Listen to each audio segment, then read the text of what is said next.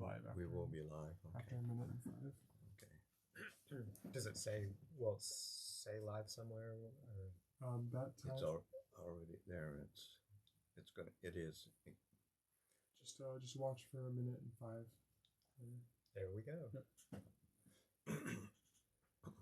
Okay. Good morning, everybody. I hope you can hear me. We're still in the process of learning the system here in Anagarika Thais at the master control board, watching all of the little bars going up and down to see if we've got a good signal and that people are able to hear us and see us. So if not, we can read your chat comments. Let us know if there's anything wrong with that from your chat comment. So this is Lumpaw's and my second Friday morning gathering with all of you, and I hope everybody's doing well this morning. We see a few people are tapped in, and yep, Debbie says good morning. Yes, we can hear. Okay, great. So yeah, just getting settled here. We just received Ajahn Yaniko and Tanyasa and Upasaka Skip on a road trip. They showed up late last night and are just spending this one day here and leaving tomorrow morning. They're on a road trip to the northwest. So we've had a good renewal of acquaintances just after being gone from Avaigiri for a few weeks. Nice to see everybody again. And Lumpao and I are still just getting settled in to the Hermitage and kind of getting our bearings. So bear with me if I seem a little bit scattered this morning, late night last night, and lots of fun visiting with fellow monastics this morning. So coming in a bit fresh from conversations over breakfast. And yeah, things are going well, still settling in. I'm also a little bit not used to so much sitting here talking into a camera. So without, other than Lumpao and Anagarika Thai here, it's microphones and wires and cameras and computers and soundboards, and so it's a little bit strange for me to be talking that way, but I know that you all are out there, so I'm imagining you in my mind. And also, as I think as Lumpao mentioned last week on his, just here for a brief reflection, and I function really well with questions, much more so than giving a reflection off the top of my head. So while I say a few things, if you are thinking of some Dhamma questions, that would be great. Excuse me. And be glad to entertain those questions in the latter part of this morning. We'll aim to go to about 7:45. Have somebody here saying, is it possible to turn up the volume? And I think it's being worked on right as we speak. So yeah, we've been here for 2 weeks, and one incident that kind of caught my attention was when Lumpao Pasano and I were on Vindabat the other day, walking up Spring Street, which is a fairly steep hill. And we noticed somebody ahead of us walking up the hill backwards. And it looked kind of interesting. We're not quite sure what we were doing. And then after a few minutes, Lumpao decided to try it out and turned around and started walking up that hill backwards. And I did the same. And realized as I was doing that, not only how good it was for my posture, and straightening up instead of leaning into the hill, which is what we tend to do, head forward, scrunched over, leaning into the hill, how my body straightened up, and I also became very mindful of what my body was doing because I couldn't see where I was going. excuse me, a little frog here in my throat. And just realized how easy it is to just get into habitual patterns, even in something as simple as walking from one place to another, and that it takes something to pull our attention back into the moment and recollect ourselves, so that we actually are present and know what we're doing. And how much of the time, yeah, it's kind of a metaphor maybe for how much of the time we spend just walking blindly through our day, going from one event after another, one set of activities just meshing right into the next set without much thought or much awareness, and how much of it is spent disembodied in our heads, just thinking about the next thing, very little about what's happening right here, thinking about the past, thinking about the future, and just kind of leaning into the next event, just as we're leaning into the hill as we're walking up. And Ajahn Sucitto had a great term for it in a talk that I heard him give a while back, and he called it, it's like we're all operating like we're heads on wheels, and have very little sense of the rest of what's going on. We're just involved in our thought world, in our plans and our projections and our memories as we move through the day. And it's even like you can even catch yourself in that posture of your head's moving way ahead of your body. So just how the tendency for all of us is to just get involved in our habitual patterns, without being very aware, without a sense of presence.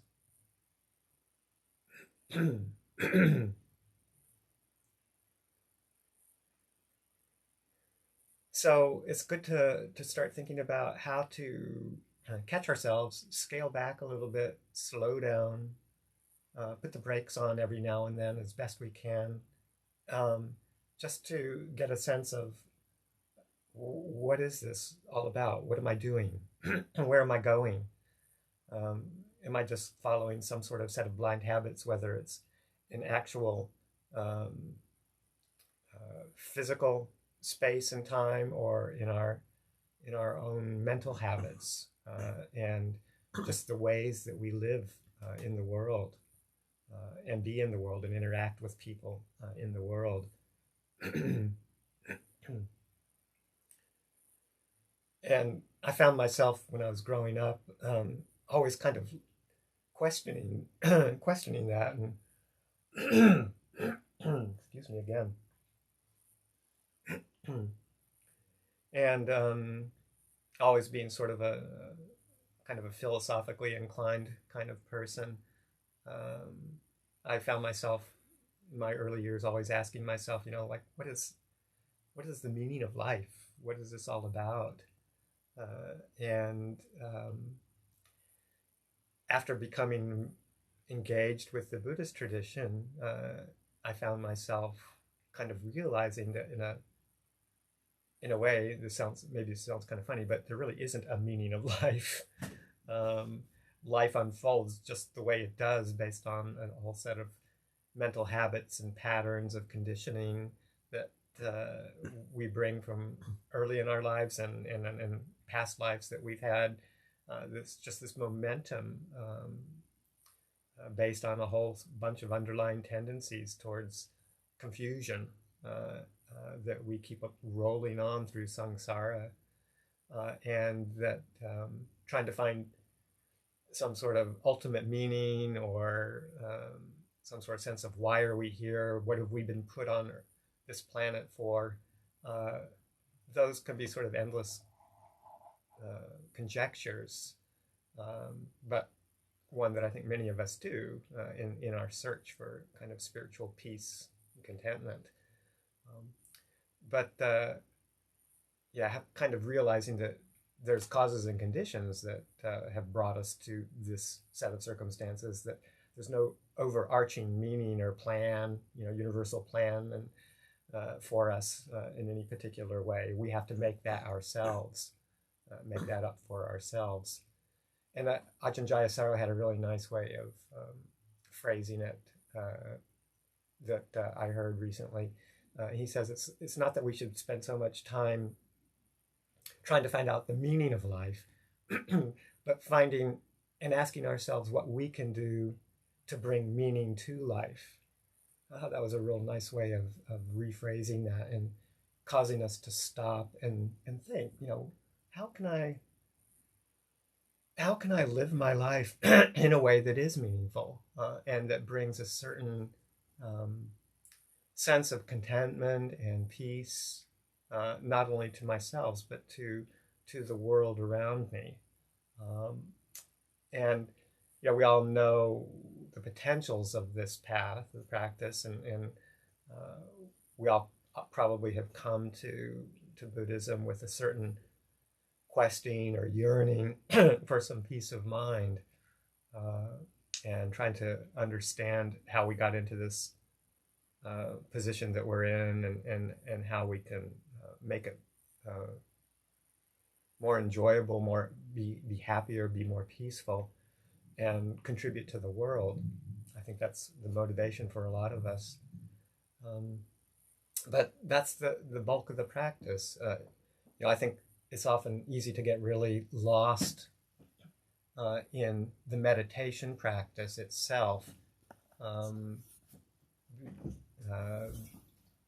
because that's the way a lot of the practices come to the West, is in the form of meditation retreats and meditation practice. But and we alluded to this last week, that to find a real sense of peace and contentment and happiness,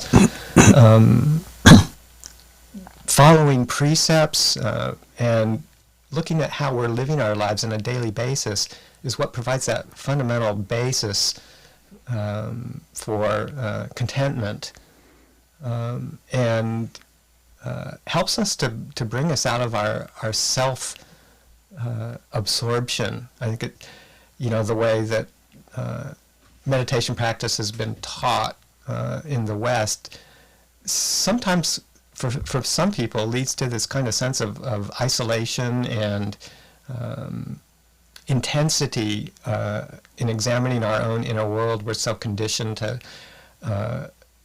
thinking about our psychological states of mind and our mental habits, and more of a kind of a psychotherapeutic mode, and get involved in our own internal worlds, and sometimes get very wrapped up and kind of forget that probably the majority of peace and contentment and ease of mind that we can experience is through how we engage with the world, and finding ways to just gladden and brighten the mind, and bring that sense of joy into our lives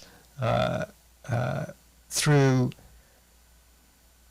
helping others, for being there for other people, for letting go of our own needs and considering the needs of other people.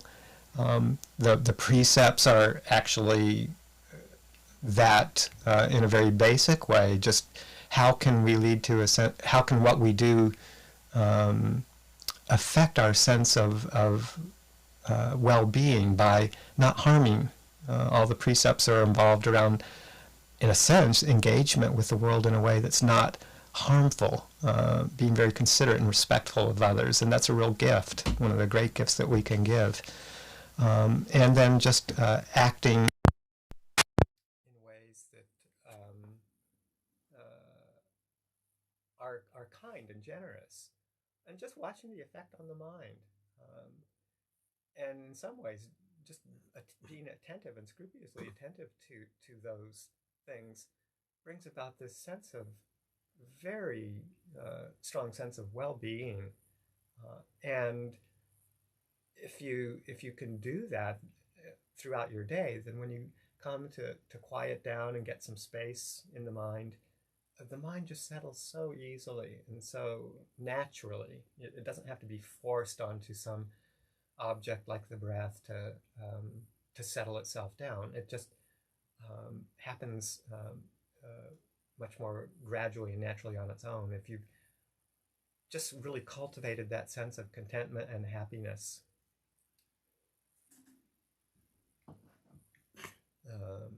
In daily life. So just want to encourage people to really concentrate on the basics of just being a good person. It's okay to be a good person. It's okay to be a nice person. And not only is it okay, but it just brings such a sense of contentment. Watching how we are in the world, trying to reset the automatic responses, to step back, take a few minutes every day, even as part of your meditation, to reflect on, is how I'm living my life the way I want to do that? And giving ourselves some space and time to reconfigure and reflect and just say, well, how is it that in my daily life I can engage with the world, to just give myself over to helping others and to living a skillful, virtuous life, and see what kind of effect that has on the heart. So I think I'll just leave it there for the beginning reflection. There's been a lot of fiddling around here in the room with cords and mics and audio and stuff, and I'm not sure what's happening, and I hope that some of this is getting through through the electronics. So hopefully things are going there, and we'll take time for some questions. I can't really see the screen here. I don't know if any questions have come up. There was a question. It was just a little bit.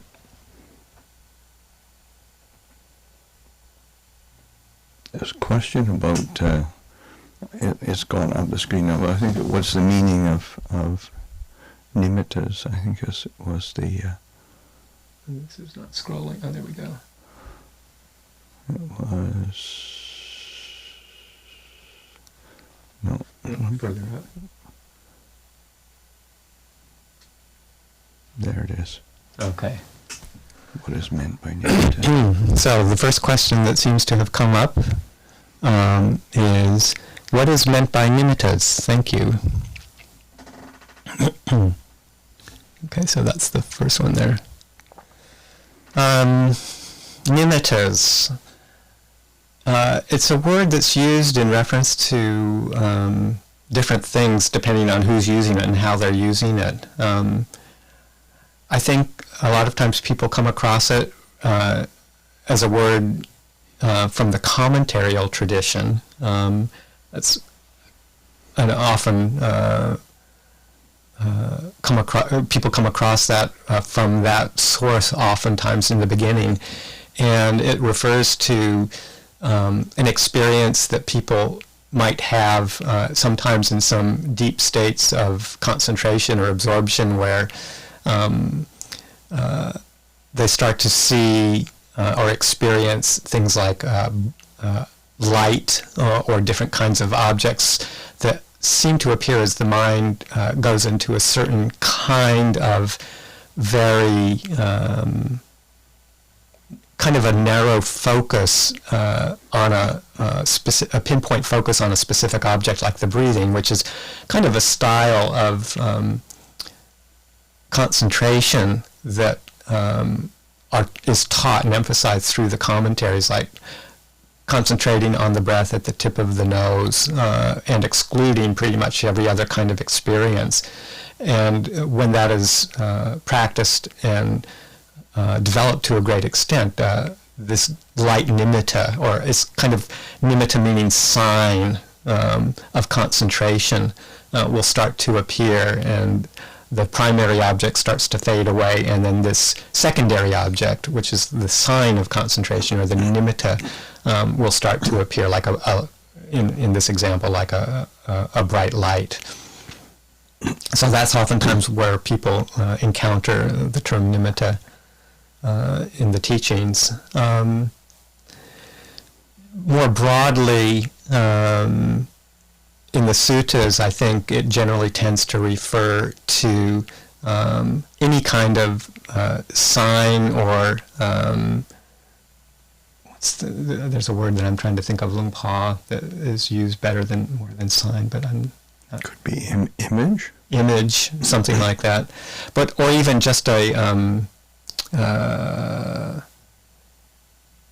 how something manifests, so that you could say that when you're practicing reflections on loving kindness, the good feeling that comes up, kind of the mood or the actual experience that one experiences, like that feeling of well-being or that sense of gentleness in the heart, or expansive feeling in the body, things like that. That would be considered to be the nimitta of the loving kindness or of metta. So it's just how something appears, in a sense, or how it manifests. So it's like a manifestation of, or an appearance of, or a sign of something. And so can be nimittas to any different kinds of experiences or mental states that one can experience. And so that's how I understand it. I don't know if you have any other reflections on that one, Paul. Yeah, I mean, I think it's important to draw a distinction between the, how commentarily it tends to refer to a specific image, sign, usually of light, but not necessarily. Could be color, but but in the suttas, and it tends to be a bit broader, and and is something that is there's a bit more of maybe a tone, a felt tone, like the word comes up quite often in the suttas of samadhi nimitta, which can be the tone or the feeling that arises as the mind settles, and also just in terms of, doesn't necessarily have to be visual. It can be certainly can be a felt sense, can be a sound. So like Lopasa Maedo's sound of silence is like a nimitta, an object of attention that either arises spontaneously or can be cultivated, because one can be directing attention to a particular presentation. So even just the paying attention to the sensation of the breath when we're in meditation is a cultivation of a nimitta, and is that's what is the focal point that one aids one in sustaining attention, as opposed to it just being an effect that one receives. It's also something that one can be cultivating, and certainly the say like the tone of loving kindness or of spaciousness is also a nimitta. It's not it's not as specific as sometimes assumed from the commentarial literature. Okay. And there's a question of how does one distinguish between the sound of silence and tinnitus? Tinnitus is irritating, sound of silence is peaceful. I've heard Ajahn Sumedho sometimes say that he had that question, I think, for a while too. That oftentimes people have that question that, tinnitus or tinnitus is It's that ringing in the ears that comes with some kinds of disease. If you've got it going all along, and as Luangpa says, it's irritating, then it may not be the sound of silence.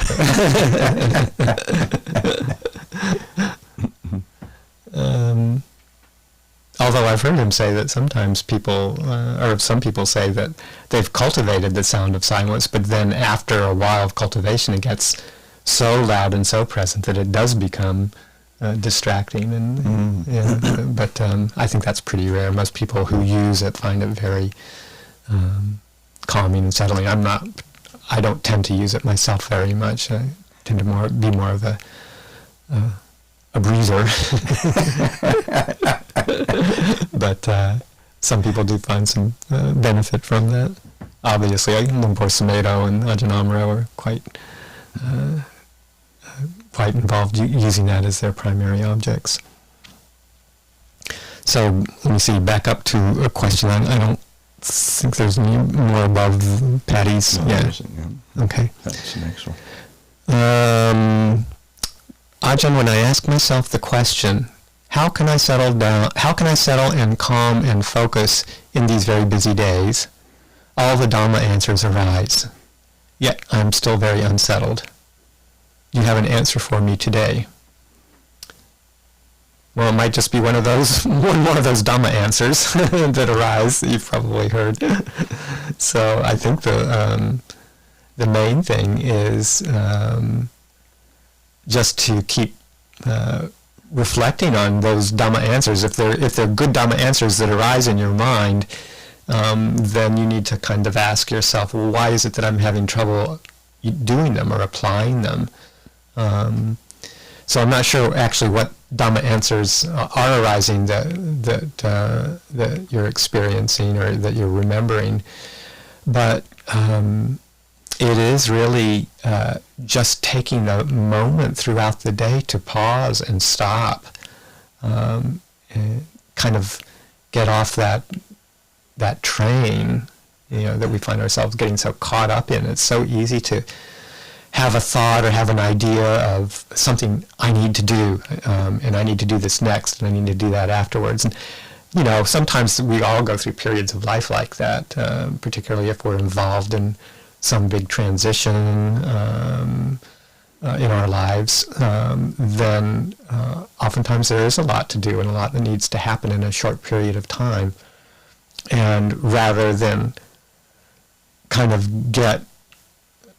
finding fault with yourself for getting lost, is to just, in a way, surrender and turn yourself over to, okay, well, there's a period here in my life where I've got a lot to do and I don't have much time to do it.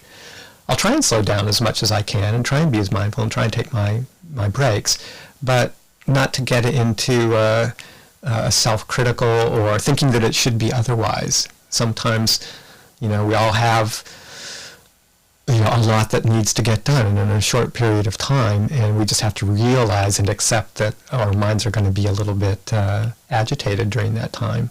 And if you can just be aware of that and not feel that it's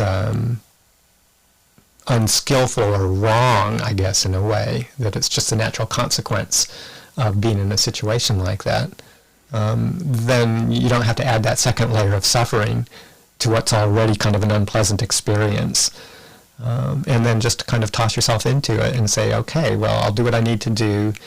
And when that's done, I'll sit back and I'll reflect and I'll let the energies flow through, settle down again, and then see if there's maybe a better way to do it the next time, as best you can. So it's always good to reflect on it and to look back and say, okay, well, that was pretty intense, and I got really involved and I lost my mindfulness. What did that feel like? Overall, is there any way I can adjust my life to kind of minimize those things from happening? Can I simplify my overall life in some way to not find myself in those circumstances as often? Maybe they'll come again sometime, and maybe you'll get wrapped up and kind of lose things for a bit. But just keep plugging away. This is a long-term process. There's sometimes no easy answers other than the long-term commitment to what in the long run, will lead to my peace and well-being and that of others. But to realize that we have our ups and downs, life goes through stages, there's busy times, there's down times, and then just quietly reflecting on rolling with it, going with it, and not adding another layer of suffering on top of it. And kind of moving into a role of acceptance and then wise reflection as to, in the long run, what can I do to live life a little bit more sanely. Any thoughts? Yeah, just an add-on in the sense of, especially when there is, how do you say, transitioning into a new sort of phase of one's life, taking on a new kind of task, or having a major transition like moving, that you don't actually know what it's going to be like. So that is, it feels unsettling to not know, and the to be able to pay attention to that kind of compulsion to know, or the compulsion to control, or the compulsion to not be unsettled. That compulsion, I've got to have this under control, circumstances, me, I've got to, and to say, yes, this is really unsure. And that sense of Ajahn Chah's emphasis on that I mean, yeah, it's unsure, it's uncertain. Can we be comfortable with that? And because the reality is, we rely on the same tools of mindfulness, of integrity, of reflection, of generosity, of kindness. We rely on those same tools, and to have the keep returning to that base. That's where we find our sense of settledness, as opposed to the conditions around us. I do. Okay, let's see. Just looking at the questions on the screen here, trying to get a sense. I think I might come back to one about a revisit on nimittas, and go to the next question first and then come back. With regards to trying to be a good person, I often feel too easily drawn into the non-peace world of other people's strong emotions and needs. How to avoid this? Yeah, being a good person and helping others and being there for people and their problems, and being compassionate is all, an aim that all of us, we really, I think most of us realize we want to put time and effort and energy into that. And oftentimes, people who have strong needs and strong emotions can sometimes maybe take advantage of that, or some people aren't aware of the effects that they're having on other people, or aren't quite so into self-awareness of how they're affecting people, and can come on strongly, or even in very unskillful ways. And if you find yourself in relationship with people who are like that, and are trying to be a helpful, kind person, then it can be quite overwhelming. How to handle that when somebody is being difficult or problematic or expressing strong emotions, and how to be there for them without getting overwhelmed.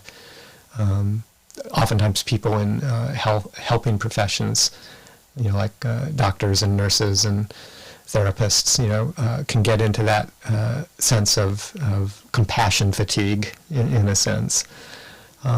So it's realizing that being a good person also means being reflective of how it's affecting you, because if you're getting overwhelmed in any way and losing your sense of balance and trying to handle all of these strong emotions, then you're actually not doing that person nearly as much good as if you were able to stay peaceful or centered without getting overwhelmed. And sometimes that takes setting boundaries and being very clear in yourself. Somebody brought up the question a while back, I'm not sure whether it was here or somewhere else, but I remember a question coming up of like, well, if you're going to set boundaries around your interactions with other people, isn't that going against the Brahma Viharas, which are supposed to be boundless states, and you're not supposed to have any boundaries? And, I'm not sure how we answered it at the time, but it made me reflect that, metta, karuna, all of these boundless states, well-wishing for others and compassion for others, comes with that responsibility to do the same for yourself. It's not it's not being kind and compassionate to other people at the expense of yourself, being unkind to your own energies and your own capacities and your own abilities.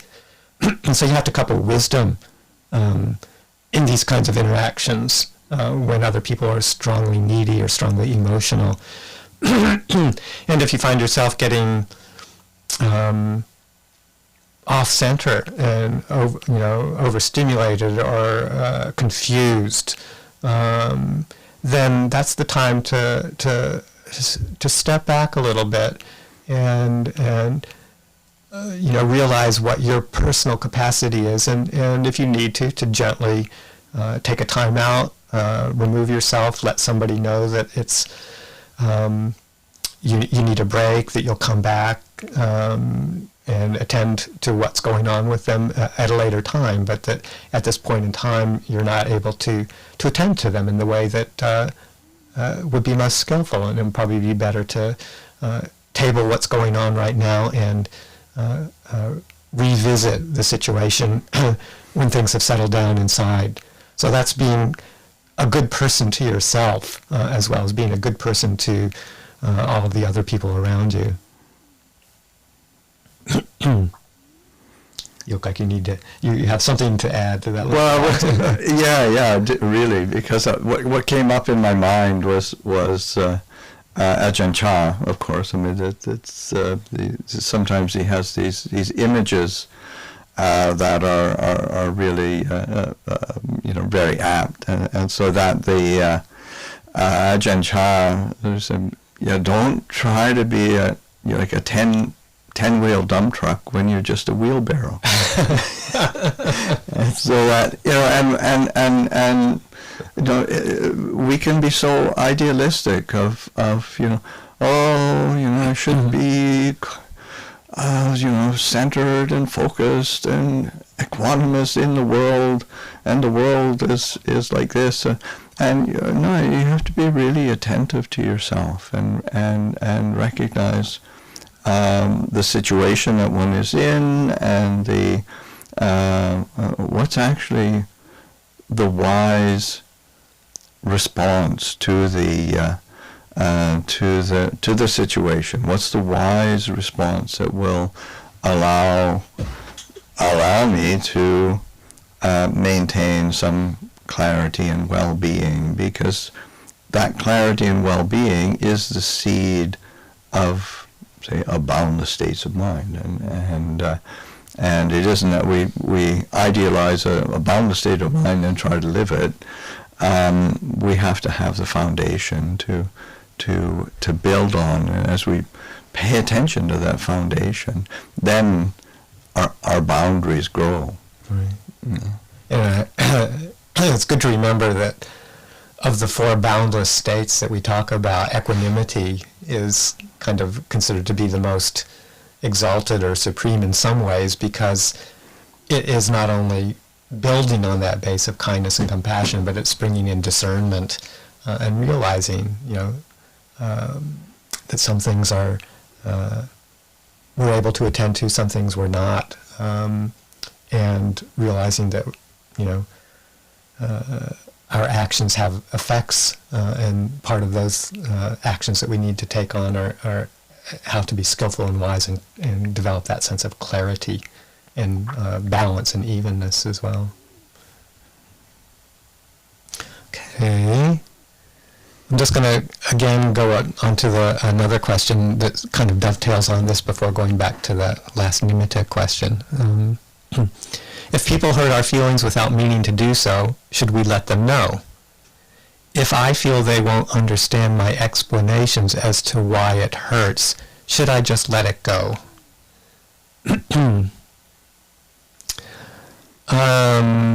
Yes and yes, in a sense, with some qualifications. Two questions there.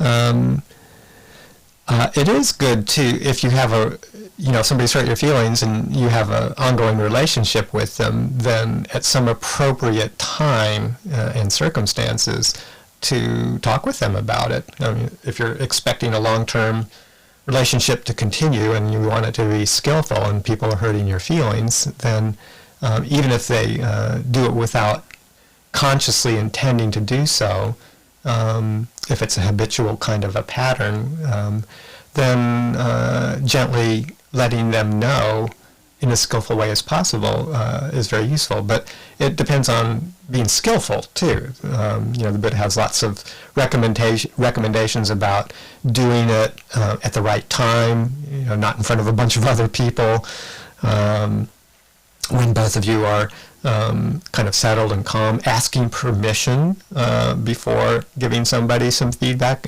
saying, hey, there's something that's been on my mind that's bothering me, and I'm wondering if you would mind if I could talk with you about that right now, and just to check to make sure that they're in an appropriate state of mind to receive it. And then being truthful, but also being true to reporting or discussing your own feelings rather than trying to evaluate or judge them in any way. So really just saying things like, just, when you said this, blah, blah, blah, I felt hurt. Rather than, you hurt me, or, you really raked me over the coals and you're a bad person for doing that. But just to stay true to what it is that you actually felt inside of yourself and how you reacted, and try not to assume any intention, and as you say there, without meaning to do so. But just to say, hey, this is what happened, and this is the effect I had, and to kind of just create a space for a discussion to happen rather than any kind of contention. So, but that takes a lot of skill to develop how to do that. If you feel pretty clear that they're not going to understand and that it's not going to be helpful, then it might be time to table it, if you can, let it go, or come back to it at a time when maybe they're more receptive. But part of the Buddha's teachings on right speech is also saying stuff that's not only truthful and at the right time, but also that it's useful. So if you're clear that it's not going to be useful, then it might be time to just let it go for the time being. And it's 7:45, but there's just one question back on nimittas, which I think I can just answer quite quickly. Yeah, something about can they be imaginary? I'm going to have to scroll back up here. There's a lot of conversations going on that I have to scroll through because it's not so much about the question. Oh, okay, yeah. Can the nimitta be imaginary? Yeah, I mean, imaginary is one of those words, I think, that's kind of, pretty much everything that goes through our minds is imaginary. All the thoughts and all the perceptions, kind of go through our own filters of the perceptual process. And there's pretty much very little that's actually, one could say is objective reality. Every experience that we have is pretty much through our own mind, and the whole perceptual process is one that picks and chooses information based on our own leanings and habits and underlying tendencies. So, if you want to get a little bit cheeky here, it's pretty much our whole world is imaginary.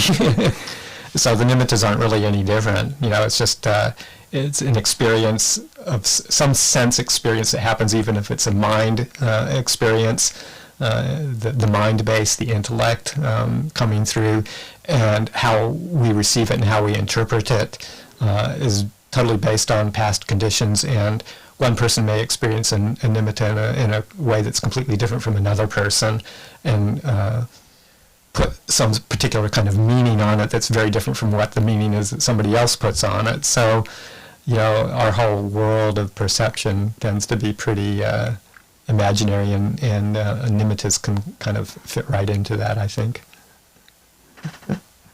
Yeah, very good. Okay, well, it's 7:47, and it's probably time for us to wrap up today's session, and see you all